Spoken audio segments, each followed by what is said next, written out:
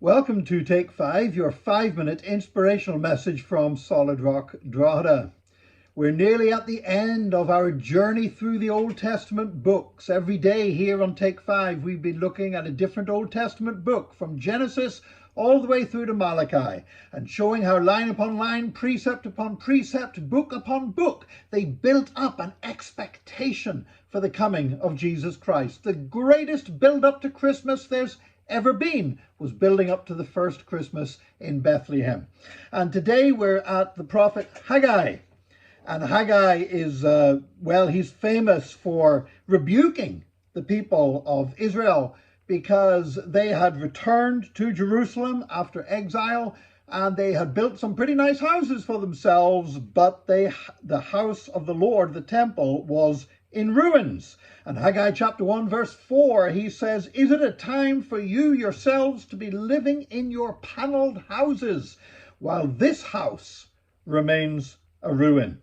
But he also encouraged them with a description, a declaration from the Lord that said in Haggai 1:13, "I am with you."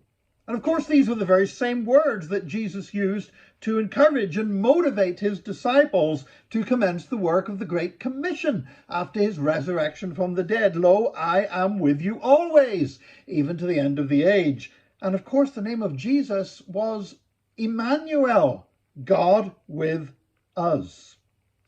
Also in Haggai chapter 1 verses 14 and 15, when he rebuked the people and said, "Let's build this temple up," it says, "So the Lord stirred up the spirit of Zerubbabel, son of Shealtiel, governor of Judah, and the spirit of Joshua, son of Jozadak the high priest, and the spirit of the whole remnant of the people. And they came and began to work on the house of the Lord Almighty their God on the 24th day of the 6th month." Now you see, the Temple of Solomon had been a wondrous building. It had been really a bling temple. I mean, so much gold and precious stones and everything else. But Haggai prophesied that the second temple would have a greater glory than Solomon's temple. Now the reason for this was not in the temple's dimensions, was not in its stones or its fittings. The second temple would be more glorious because the desired of all nations would set foot in it, causing God to flood the temple with his glory. And Haggai prophesied that Zerubbabel, the governor, would be like a signet ring. He says, "For I have chosen you, declares the Lord Almighty." Now that's really significant, and it's all to do with Jesus.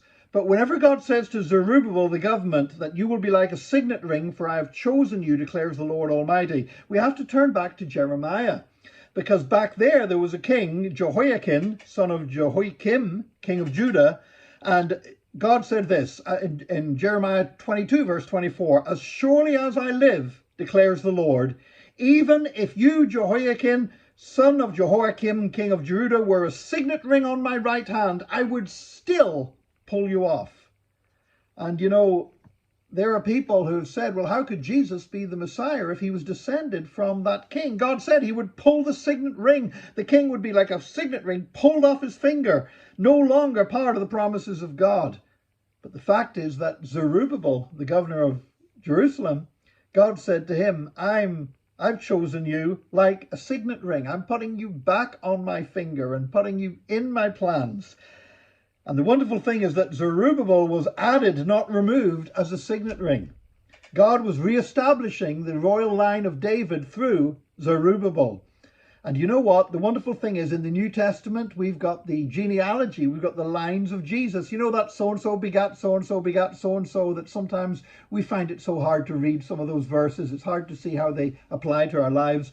But I want to tell you that we have the line of Joseph in Matthew, and we have the line of descent through to Mary in Luke. And guess what? In both of them, we find Zerubbabel, because as Haggai had promised, God was restoring him, and through his line, the Messiah would come, who is Jesus Christ. And so God answered beforehand the objections of those who said, how can this man be the Messiah if he came from this line?